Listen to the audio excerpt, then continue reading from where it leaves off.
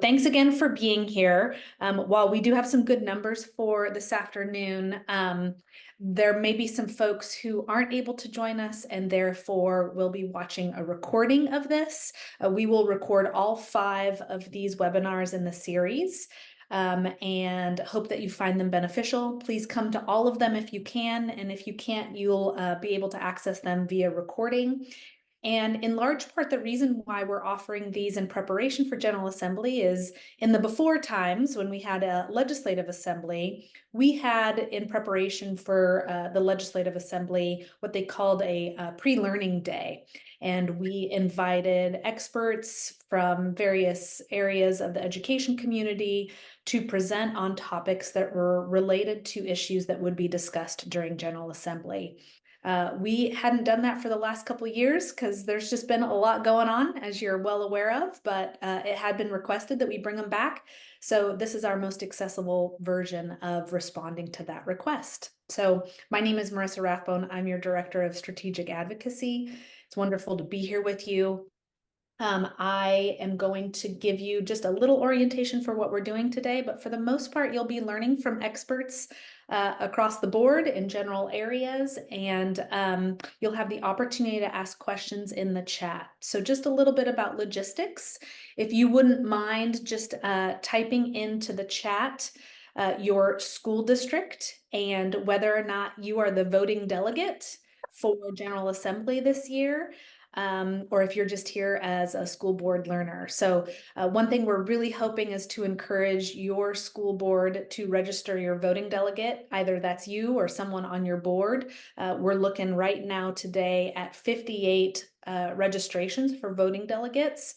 We had over 130 last year, so I'm big on records, hoping we'll be able to beat that this year. So we got a ways to go in 15 days, but you can help us make sure that happens in your own respective director areas. So go ahead and type your info in the chat. If you're the voting delegate, we'd love to know that. And while you're doing that, I'm going to go ahead and show you a couple things just to also, if you wouldn't mind muting your microphone, I'd surely appreciate it in the meantime. So with that, I'm just going to point you to the WSSDA website where you can find just some general logistical information, a reminder that this year's General Assembly will be hybrid, which means you're able to join from anywhere in the state that you are sitting by logging in remotely. And you can actually observe this even if you're not a voting delegate from anywhere. It's 2 separate buttons, or sorry, 1 button and a different type of login. But if you are going to join in person, the information about where the General Assembly will be hosted is here. It's at the 4 Point Sheraton at the Seattle Airport South, and contact information there. You should be able to Google that if you need the phone number, and there is a block of rooms for the WSSDA General Assembly, should you want to ask.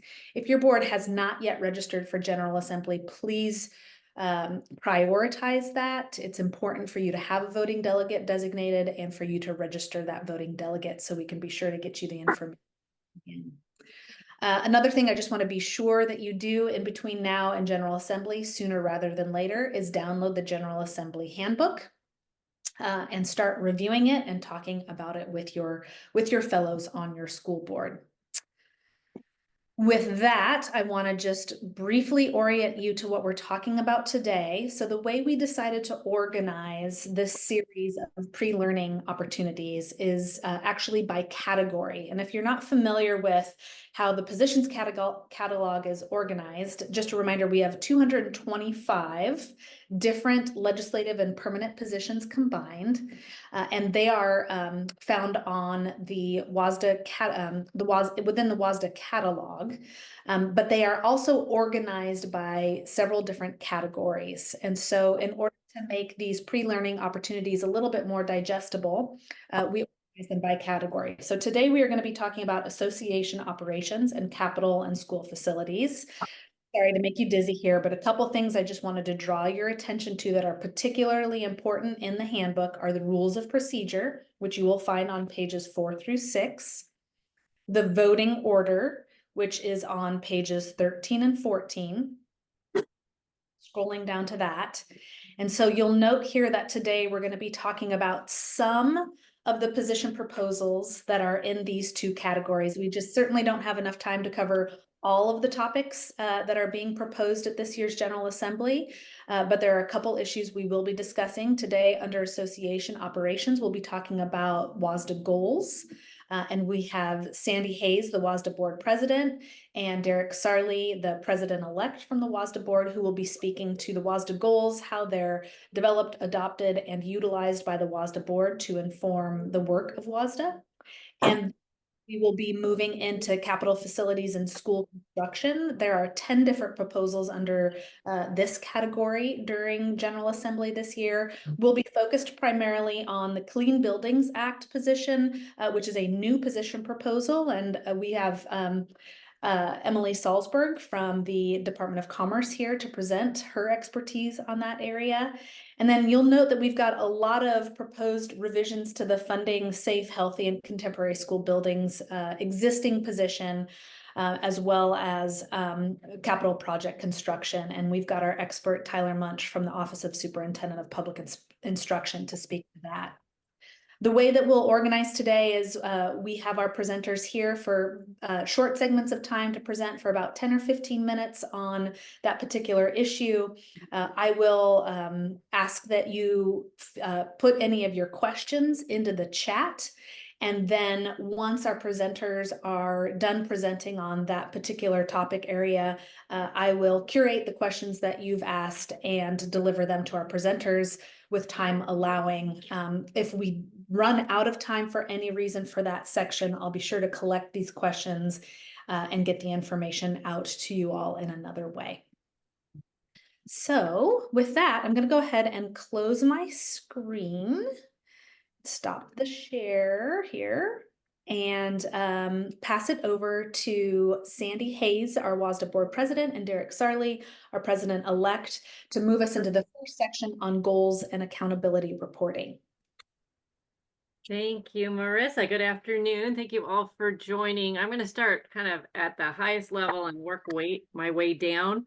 So WSSDA is a membership organization. When you were elected to your local school board, you were automatically enrolled, if you will, as a member of WSSDA. And since we are a membership organization, we are self-governed. So we create our rules of how we wish to operate. And there are 2 locations on the WSSDA website. First of all, if you haven't checked out, we got a new website. Huge shout out to our communications teams, particularly Sean Duke.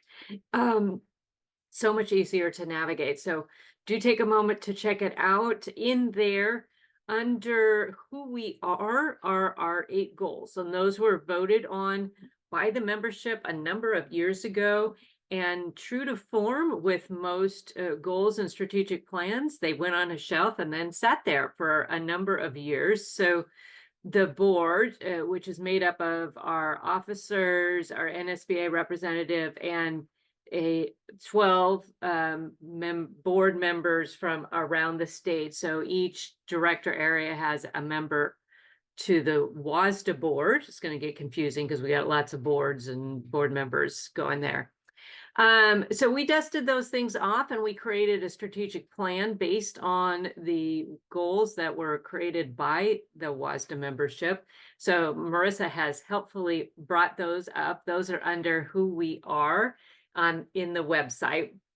And within each one of these 8 goals, we review them as a WSSDA board quarterly. So we do 2 each quarter. And from there, within the strategic plan, we took those and created some objectives and desired outcomes. And so we review those. Staff does a presentation at our meetings, letting us know what's been accomplished. So the work is done by staff, and then the board reviews and holds the organization accountable for making progress on each one of those. So those are our goals, and that's how we work to move the organization forward. We also have bylaws, which are in a separate section on the website. Those are under how we're governed. If you're looking for all of our bylaws, Oh, I like this in real time. Here we go. We're going to go down to how we're governed. There we go. So then we have bylaws over on the left. You will see the thing that you can click on. There they are. There's all the bylaws. So those are also all voted on by members, the membership at the used to be delegate assembly way back in the day. Prior to the dark times of 2020, we used to have a separate delegate assembly, and that's where we would vote on our bylaws. And then it was combined starting in 2020 because we weren't having enough fun then anyways. We decided we would do that new General Assembly. So all of our positions and bylaws are voted on at General Assembly, which is going to happen in a couple of weeks. I just want to help differentiate a bylaw from a permanent or legislative position. Our legislative and permanent positions are guiding principles or aspirational goals, whereas a bylaw is a binding rule. So as soon as it is a bylaw, a whole new bylaw or a change to an existing bylaw is proposed and it comes to General Assembly, as soon as it is voted on, it goes to in effect immediately. So for many years, we had no changes and no things in bylaws, and it was all. So I don't know whether it's me that's causing the problems, but whatever it is, we've had 2 years in a row with some changes to bylaws and a proposal for a whole new bylaw. That means that we didn't really have a whole lot of structure in place for how the board handles this and how we inform the membership of what it will look like if this were to pass and it's a new binding rule for the organization. So more to come on that. We're still working through how we're going to make sure that you all are informed of the impact of a bylaw change and what that will look like to the organization. But that's where that is at, and we are working to create a process, probably going to be pretty similar to what our resolutions and legislative committees do when they receive position proposals. But that also is a work in progress because again, it's new for us, so that's fun. I think that's what I have. Derek, what have I missed or jumped over? You haven't missed anything. I was just going to add a couple of things on the goals. It was interesting when we started the strategic planning process. If you've done one on your own local board, you kind of start with, well, what do we want to accomplish? What are our goals? What's the vision? And it was an interesting moment to realize that those were already set. Those are voted on by the members. They're given to the organization and they're there in perpetuity until there's someday change. So that was sort of interesting in terms of framing the work. I also thought what was interesting, and I'm glad Marissa put them back up here, is they really speak to the totality of what WSSDA is and does. We have a tendency a couple times a year around General Assembly and then around when the legislature's in session to really, really focus on WSSDA's advocacy activities, which are obviously really important. But there's a whole lot more here, and there's a whole lot more that the organization does. And but it's also, and I recognize this, if you're not sitting in every WSSDA board meeting, and you're lucky you're not, there are a lot of time, it's hard to keep track of all those things. It's hard to know what all the things are that WSSDA does. So I'd actually put a plug in. If you're interested, go to the all the board docs for the WSSDA board at some point. Sandy mentioned we review these 4 times a year. These reports that come in from staff on how they have acted on the plan and how they've helped WSSDA reach these goals are incredibly comprehensive and deep in terms of everything that WSSDA is doing, which could be really useful in terms of I didn't know WSSDA did that, and it would help my organization or my board. But also, a lot of times people say, what does WSSDA even do? I don't even understand what WSSDA does. WSSDA doesn't do anything for districts like mine, whatever districts like mine might be. I guarantee that they do, and it's in there. So I am not the kind of person who typically loves really long documents with lots of checkboxes, but I am forced to admit that it is actually a really good 4 times a year review of everything that your organization is doing for you and all the ways it's supporting. There we go, all the way it's supporting its members. Thank you, Derek. I don't see any questions in the chat. Marissa, do you have any softballs that you would like to throw to us that you think we have not mentioned yet? I guess one of the questions would be given that goals are member adopted at this point, and there are 8 total, just as a note to everyone, there are 3 proposals coming forward at General Assembly this year that would change the existing goals, either by removing one of the existing goals and or adding another. So I guess the question would be, what are the implications for the WSSDA board and the organization should the goals change, and how would the board make adjustments based on any adopted changes to WSSDA goals moving forward? Well, once again, the theme of the year is we've never done that before. The goals were put together as a group, all 8 of them, like I said, a number of years ago. So they haven't been tinkered with, if you will, in the last number of years. And I'm sure part of it was because they were just sitting on a shelf gathering dust. So we would have to revisit our strategic plan and our desired outcomes and objectives for a goal if it changes, and have some, what I'm sure will be some pretty intense conversations of what a new objective and desired outcome for the change to the goal would look like. Thank you. That's nice. And I'll just remind everybody, if you have a question, please go ahead and type it in the chat, and I will read it out here in just a moment. While we're waiting for questions to come in through the chat, I would just like to share with you, and we'll take the moment to brag a little bit on some of the advocacy work, which I was able to report out on at the last WSSDA board meeting. This is just an example of what the current accountability reports look like, what we staff will create and then report and share with the WSSDA board. Like Derek mentioned, though, these are available, obviously, for any of our board members or across the state to take a look at, and they are in board docs as part of the official meeting minutes, meeting agenda and meeting minutes. But I thought you might be interested for you to see that how seriously as a staff we take the implementation of the goals, that they are actually operationalized.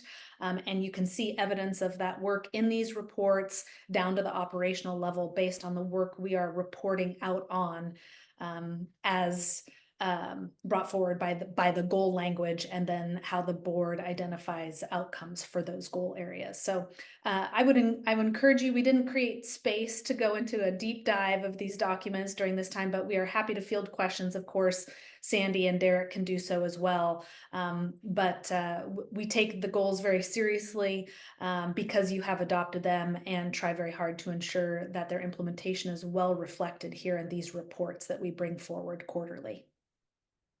Yeah, and I will just do a shout out to 2 things in particular. And if you are if you have limited time, shall I say, definitely the goal around membership, the report on that has a robust listing and description of all of the services that WSSDA provides to our members, of which you are one. So it would be worth, if you're not your board isn't super engaged, finding out what all WSSDA can do for your board is really quite amazing.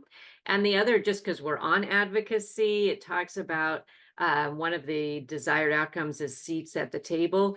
And when Marissa came in and our previous executive director, Tim Garchow, were coming in, we were not real well recognized across the state.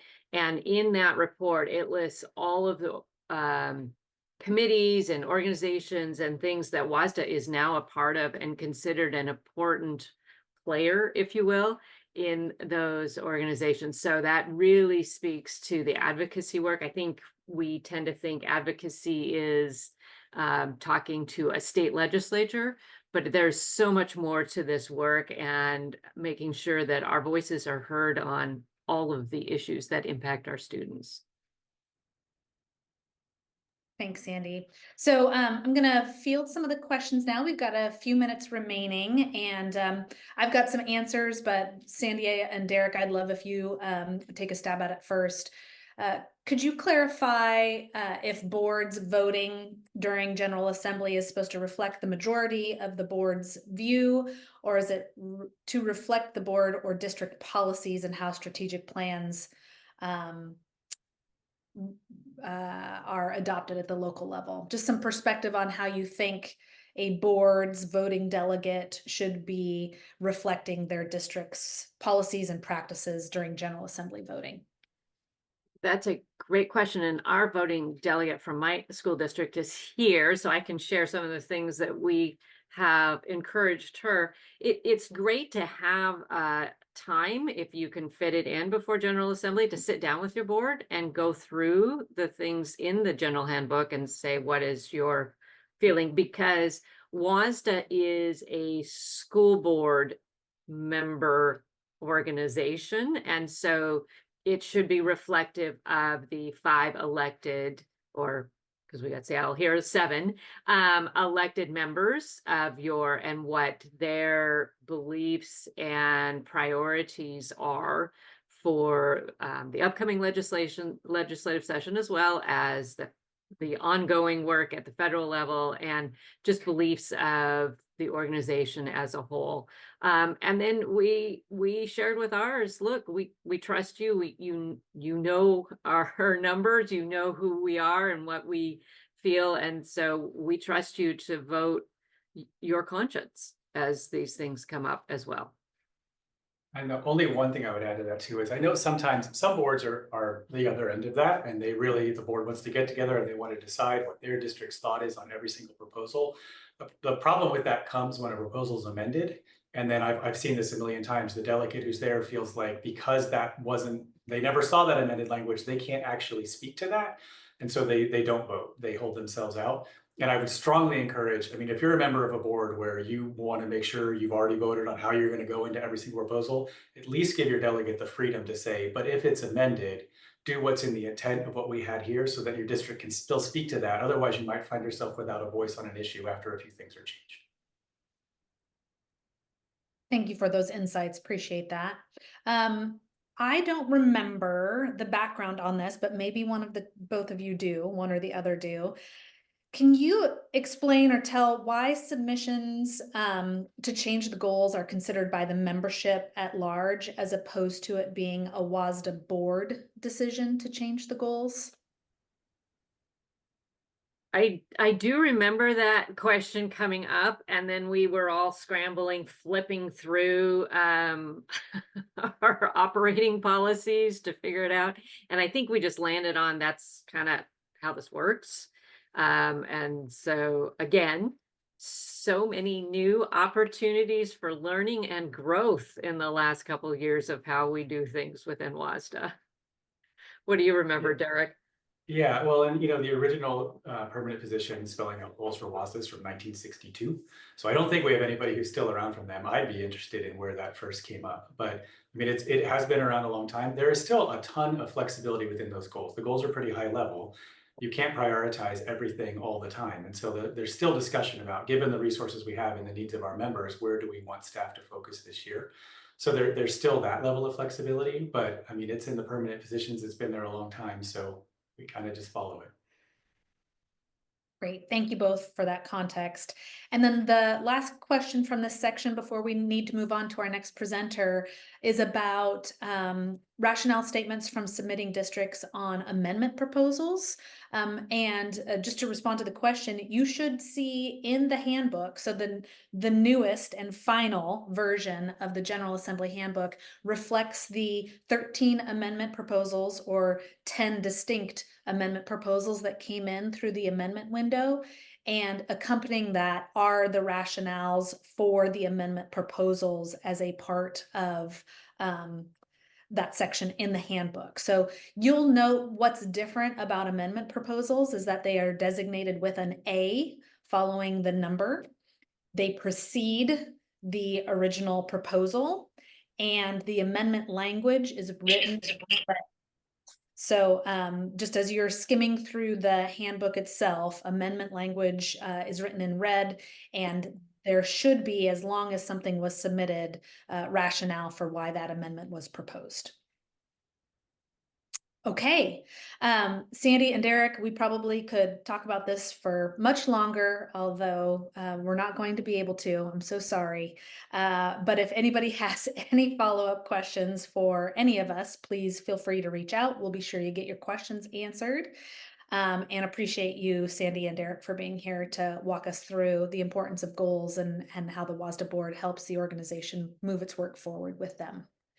So with that, now I am going to invite my colleague and friend, Emily Salzberg, who is the Managing Director for the Building Standards and Performance Unit at the Washington State Department of Commerce, to speak about Clean Buildings Act requirement under the Capital Facilities and School Construction category. In your handbook, there is a new position proposal that is coming forward for consideration, and thought that it might be helpful for you to have a little background before you make any decisions about that. So Emily, thanks so much for being here. Always wonderful to see your face. And I'm going to give you some co-host controls so that you can walk folks through your resource. Wonderful. Thank you so much, Marissa. And thank you for having me here today. My name is Emily Salzberg, as Marissa mentioned, and I'm the Managing Director of our Buildings Unit within the State Energy Office that is housed within the Department of Commerce. I'm going to try to multitask here and get my presentation pulled up.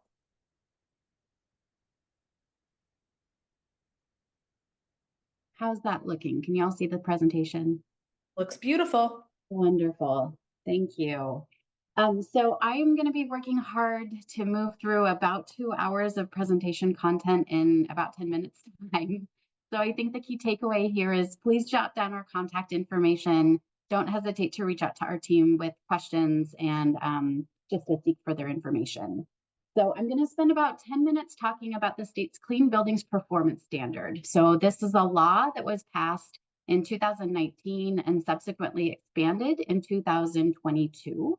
It's a law that basically governs the amount of energy that is used in buildings throughout the state of Washington. It's a mandatory requirement. We have what is called covered buildings, of which K-12 schools are considered covered buildings. So again, I'll jump into the presentation. Happy to field questions either in this meeting or as a follow-up. So as I mentioned, the State Energy Office is housed within the Department of Commerce. Our mission is to strengthen communities. I wanted to take a real quick step back and talk about the why that this law was passed. So in the state of Washington, we have greenhouse gas emissions limits that are established in statute. So we have requirements we have to meet together collectively as a state by 2030, 2040, and 2050. The building sector is the second largest emitter of greenhouse gas emissions in the state, but interesting to note, it's the fastest growing sector. Our population is increasing. We're building new buildings all the time. Our existing buildings are becoming more inefficient as they operate if they're not maintained properly. So this law came into place to address emissions from the state's largest existing buildings. So just again, at a really high level, the law sets an energy budget essentially for the state's largest buildings here in the state of Washington. It's based on a nationally recognized standard. It's ASHRAE Standard 100.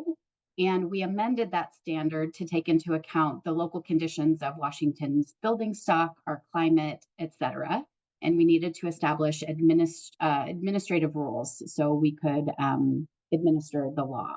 So the requirements of the law can be found in WAC 194-50, and I'll distribute this presentation. Marissa, it's in your email inbox if you want to send it out to folks following the meeting. One really important delineation I want to make is there's what is called a tier 1 building, which is buildings over 50,000 square feet, and then there's tier 2 buildings, which are buildings between 20,000 and 50,000 square feet. So there's different requirements depending on tier 1 versus tier 2 buildings.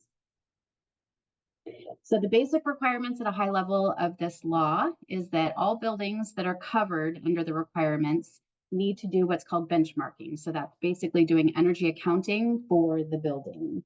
It's looking at how much electricity is used, how much natural gas is used, and we use this information to establish an energy use intensity. So it's basically how much energy is used per square foot of building. So all buildings need to do benchmarking. This is done in Energy Star Portfolio Manager, which is a free online tool available from EPA. All buildings also need to do an operations and maintenance program. So this is where we're planning ahead for filter replacements of HVAC equipment. We're fine-tuning lighting controls to make sure we don't have lights on in buildings at night when they're not occupied. So the operations and maintenance program is a requirement, along with energy management planning. So that's taking a long-term approach for how energy will be used and those buildings will be performing over time. So this is where I mentioned that important distinguishment between tier 1 and tier 2 buildings. So tier 1 buildings, again, these are the largest buildings, over 50,000 square feet. They need to meet an energy use intensity target. So there's a performance metric that needs to be met. Tier 2 buildings do not need to meet that requirement. They just need to do the benchmarking, operations and maintenance, and energy management plan reporting. But again, those tier 1 buildings do need to meet that energy use intensity. If buildings can't meet their targets, they can do what's called an investment criteria pathway, which is where you bring in an energy auditor and they take a very comprehensive look at the building to look at what energy efficiency measures could be installed that would be cost effective. So oftentimes we're improving HVAC systems. We might be doing some air sealing or duct sealing, improvement to ventilation systems, etc. Actually, I want to make one quick comment on the last slide. We do have exemptions. So I've talked about covered buildings and Commerce. When this law was passed, we were given authority to grant exemptions. So there's certain buildings that can file for an exemption. Exemptions might be for vacant buildings. They might be for semi-heated buildings. They might be for buildings that are scheduled for demolition. And one very important note I want to make here is there are exemptions for financial hardship.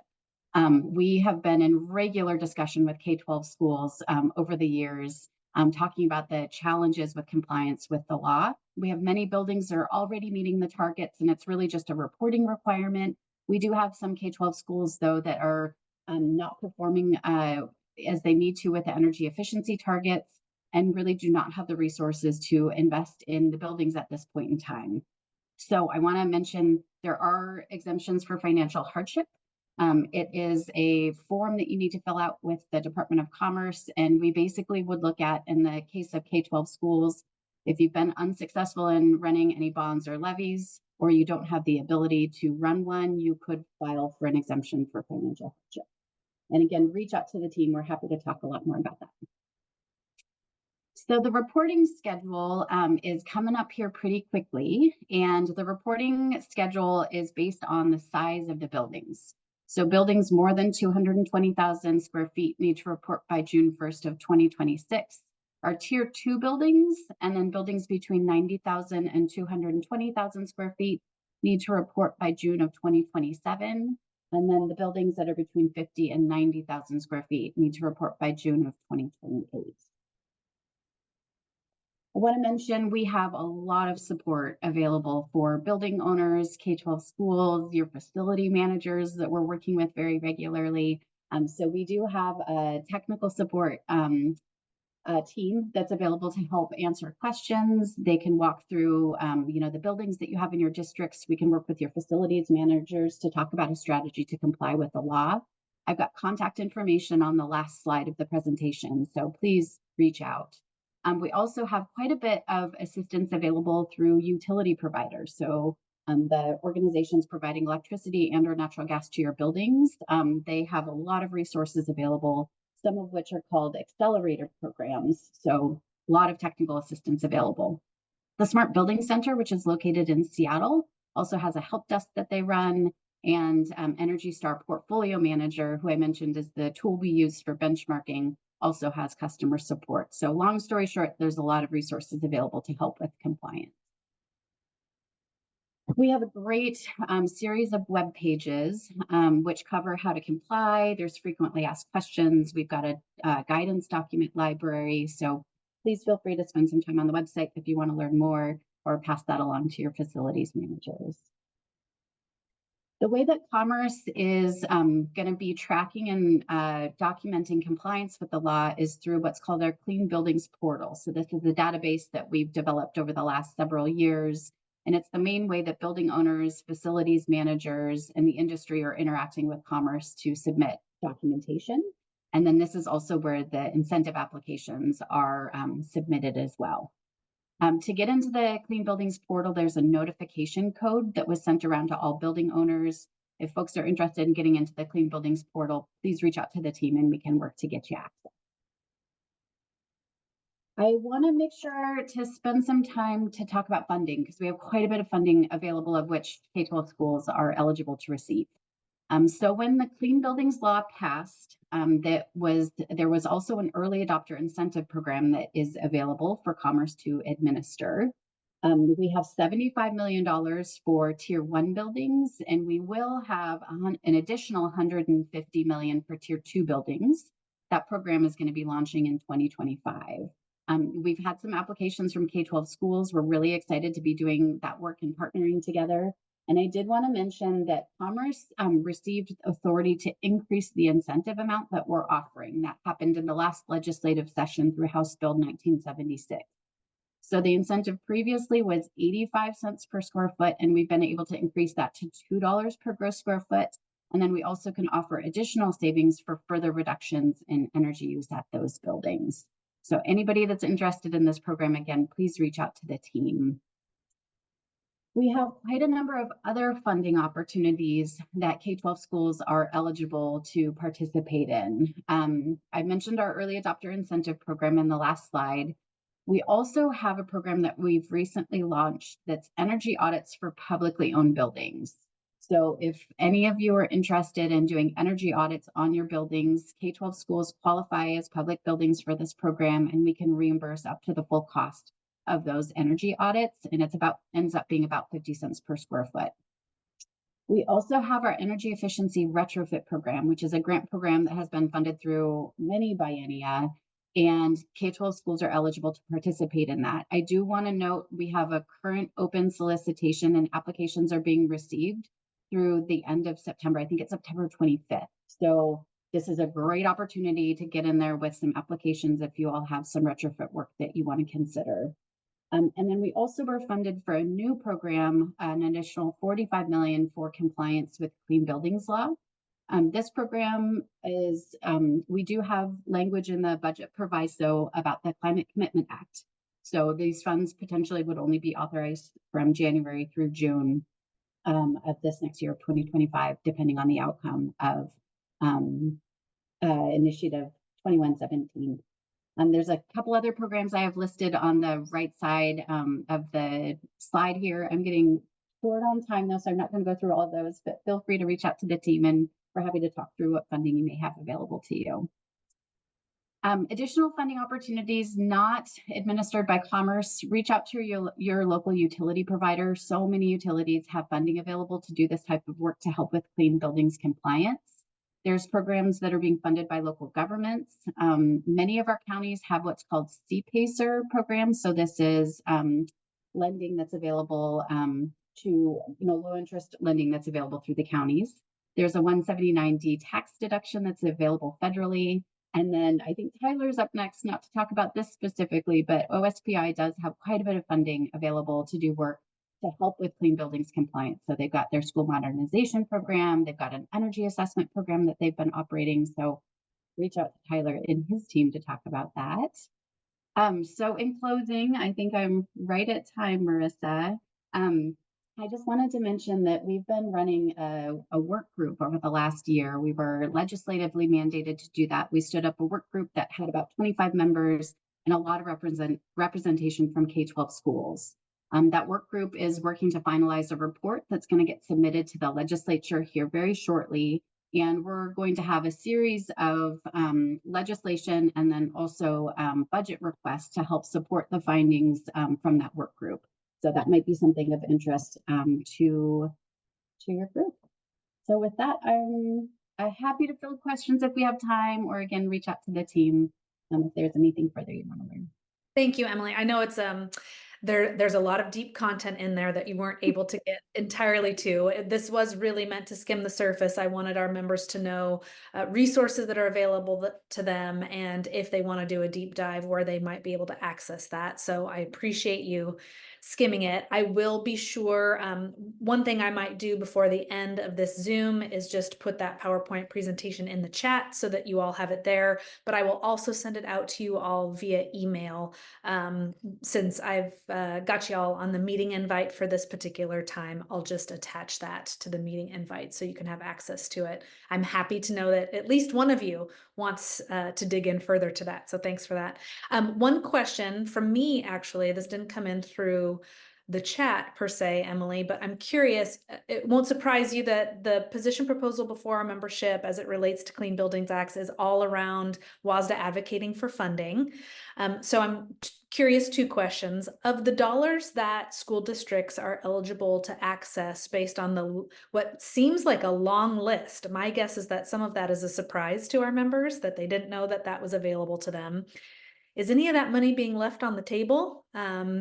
And do you know how much? I'm just curious if it's being underutilized by our K-12 system, and if so, where there might be an opportunity to nudge us along.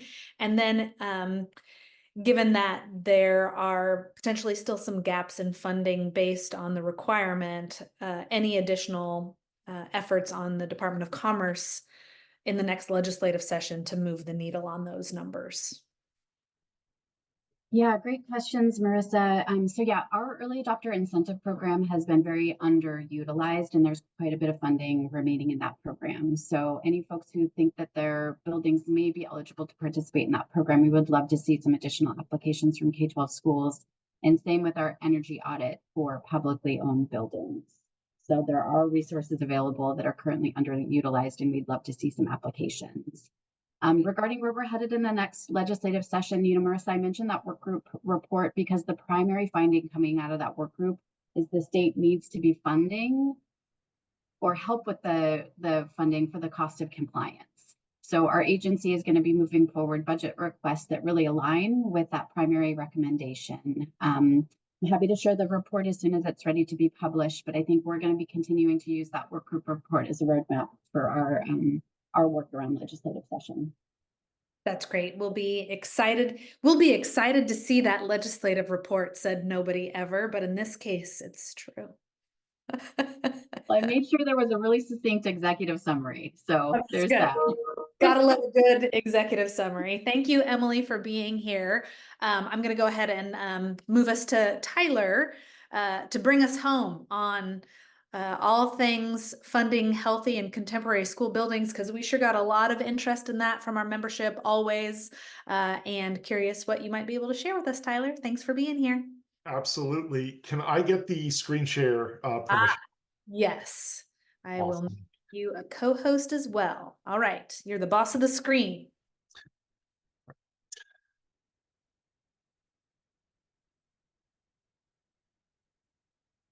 All right. Can you all see that?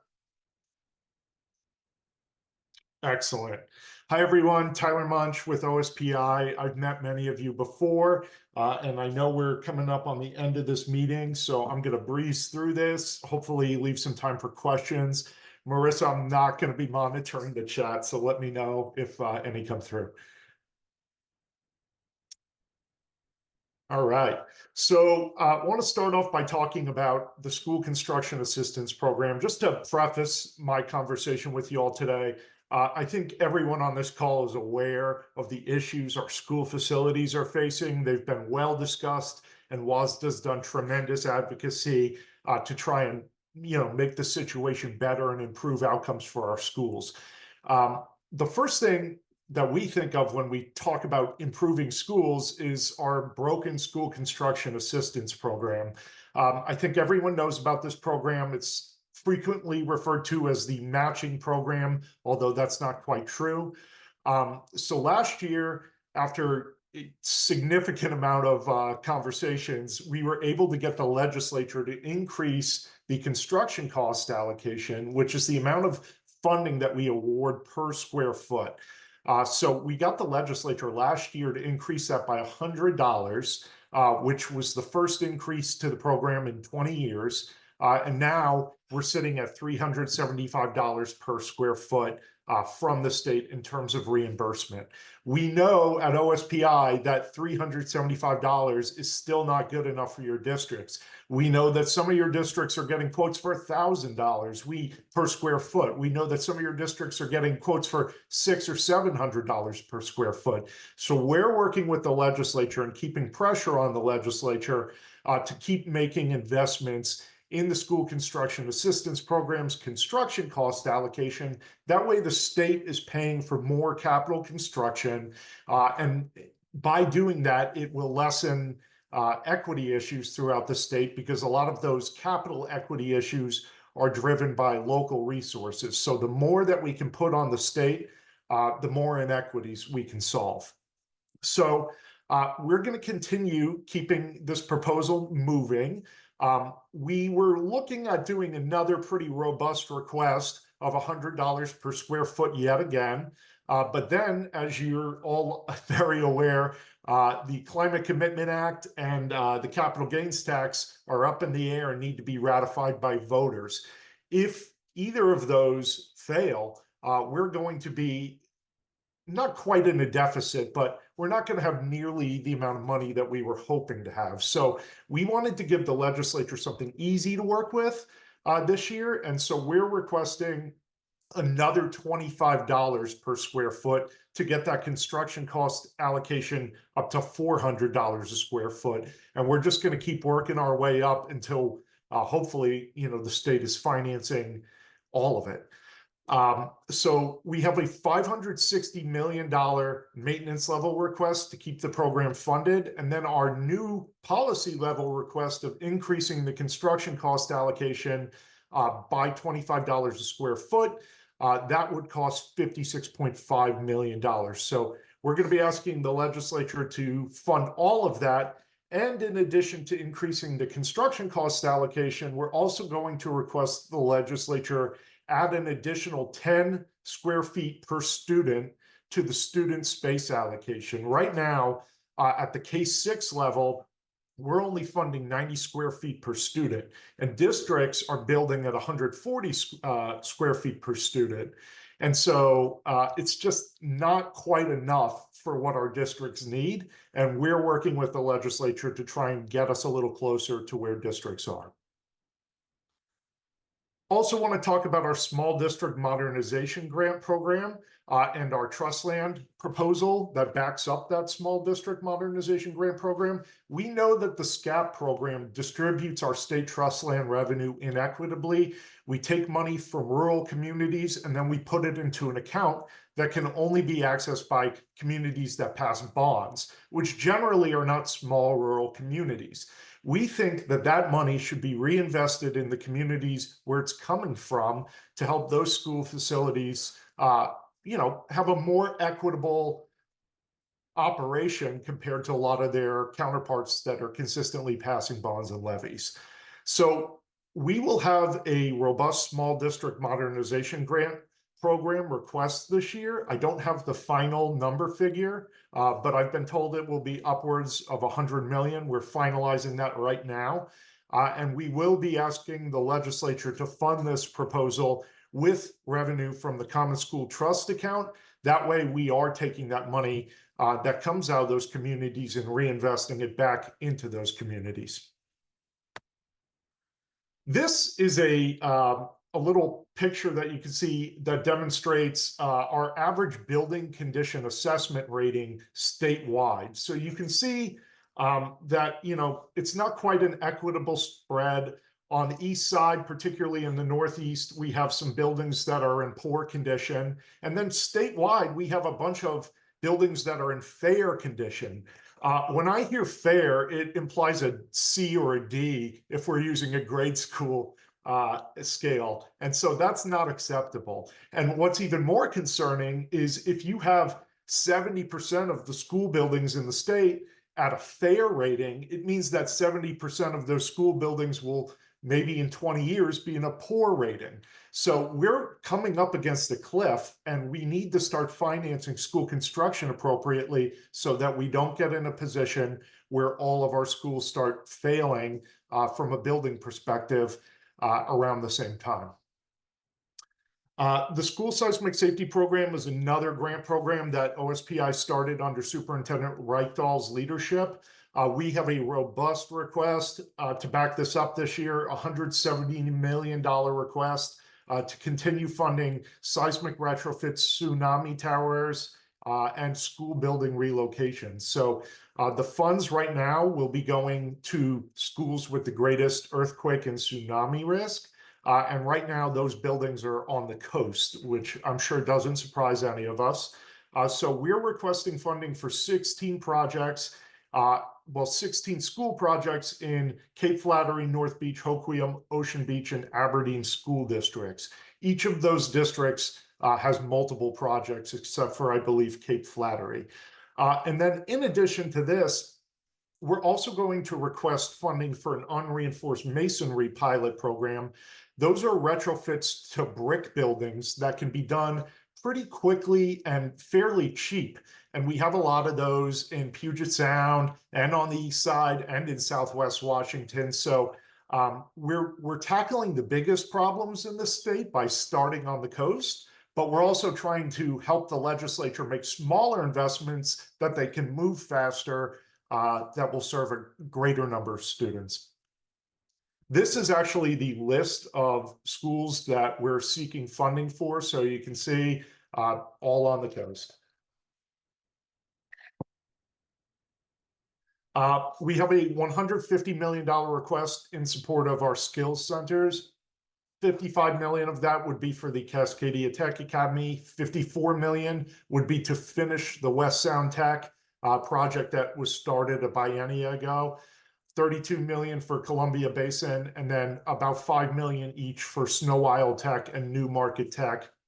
We know that these programs need our support, and we're happy to submit this to the legislature for consideration.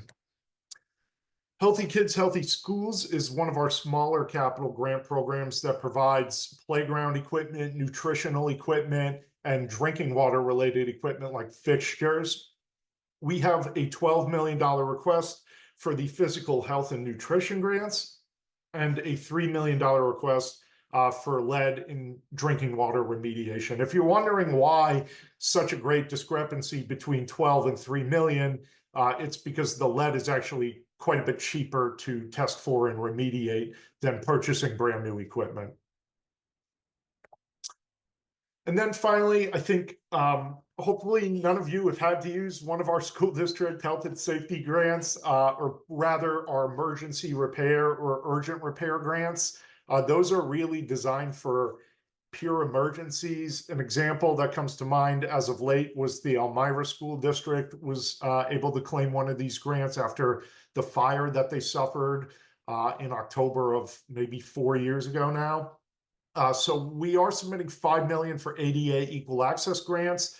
That's to help make your school comply with the ADA or the its counterpart at the federal level. It's escaping me right now, but these are things like wheelchair ramps and door openers to make the school more accessible.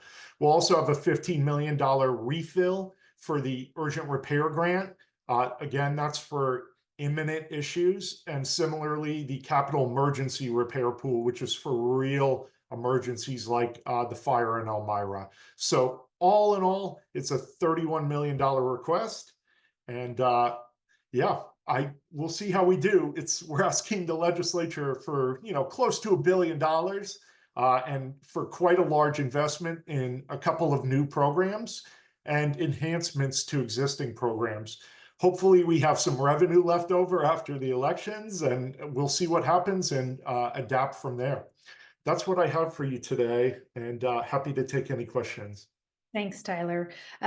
Just a note, if y'all didn't already know, WSSDA and OSPI work together in pretty close lockstep throughout the year, especially during a ledge session, on really putting the pressure on the legislature to adequately and fully and amply fund our school construction work. So appreciate Tyler's advocacy, as well as OSPI's leadership in this regard. It makes a huge difference. If you think we don't have enough, we wouldn't have nearly as much were it not for Tyler and his team. You, So, Marissa, and right back at you. WSSDA has been with us every step of the way since I came to this job, particularly Marissa, really supporting these issues. So we're very grateful to have you. thanks, Tyler. Got some questions from members. So you might actually need to do a little research on this, but maybe not. Are you familiar at all or have a range for how much currently school districts pay for construction costs in taxes? So how much sales tax do districts pay? And has there ever been consideration about eliminating the sales tax expectation for districts, or at least some kind of proposal to soften the total? Yeah, absolutely. I don't have a, firm answer for you on what districts pay in taxes because it varies so much from district to district. Obviously, Senator Mullet had a bill last session that, along with Senator Schessler, that would have eliminated the tax on school construction projects. We support really any effort to drive more revenue into our schools, but from our perspective, we think the easiest and really most effective thing to do for many districts would be to, first off, fully fund the SCAP program, and then second, to achieve a simple majority. I know it's a lot easier said than done, which is why proposals about eliminating taxes are arising, and we'll continue to entertain all these ideas. Things need to be done, and if that's the direction the legislature wants to go, we may help them get there, but for now, we're going to put these proposals in front of them. Great. Thanks, Tyler. One last question. This is another numbers game, but ballpark or estimation, if our districts leave accessible money on the table as it relates to some of these programs that you just reviewed, should we be putting the pressure on our districts to be applying where where those dollars are accessible because they're leaving money on the table otherwise? Yes, always, always yes. Whoever asked that, thank you. You're being proactive. I wish I had more time to, chase districts around and harass them to come apply for this money. But, we send out our bulletins. I come on calls like this. I go to a variety of different stakeholder groups and try and announce the different pools of money that are out there. But oftentimes, smaller districts in particular don't hear about them because their staff are so busy operating the school that they don't have time to read the 10 emails I sent. So yes, thank you. That would be helpful. And yeah, always happy to talk to districts. You feel free to direct them to me and I'll get them where they need to be. Great. One last question, then I'll let you go. It just popped in. Yep. Energy usage targets for large buildings. So is the school square footage based on the conglomerate total of the, or wait, I'm sorry, maybe you're seeing this, is the requirement for school compliance based on the conglomerate total square footage, not the actual building footage? And if so, why? Do you have a sense for that? I got to read this one. Hold on. It's a good question. Is the requirement for the school compliance based on the conglomerate total of square footage, not actual square footage? Yes. I think the answer, if I'm understanding your question correctly, is yes. And the reason that this happens is a bit wonky. It's because the state only allows school buildings to claim a certain amount of square footage and a certain amount of state funding. So if you had a big project maybe 10 years ago in your district or 5 years ago in your district that, let's say, was a 50,000 square foot project, the state will dock you that 50,000 square feet, so to speak, from your eligibility. I'm really oversimplifying this, but yes, there is sort of a wonky reasoning behind that, and they don't always look at the total square footage, which is how we get in some really odd situations where the legislature thinks a school, has too much square footage, like Ridgefield is the one that comes to mind. And then I go out to the district and they say, we're building as fast as we can to meet, the enrollment demands out here, but the legislature says we've built too much. That's a disconnect. And I think that's what your question was getting at. Great. Thanks, Tyler. Mhm. If for some reason we didn't get a comprehensive answer to that, Trish, please follow up with me and let me know, and we'll try to get you some more details. Great. Thank you so much, Tyler. We are out of time. It's a lot of information to pack in 1 hour segment. So thank you all for hanging in there. Hopefully you gained some important knowledge, information, and background that can help you and your fellows make some informed decisions as it relates to the proposals on the table for this year's General Assembly, and at least have some good, robust conversation in between now and General Assembly about how you want to move forward with those proposals. Because it's 1 o'clock, I'm going to go ahead and sign us off. We'll be back here, same time, same place, same Zoom link at noon on Thursday, and we will be talking with folks about the position proposals under governance. Specifically, we'll have some experts in the area of curriculum review, design and review, as well as data-driven decision-making, as well as existing laws in the books for accessing K-12 from a parent community standpoint. So hope to see you then. Let us know if you need anything in the meantime.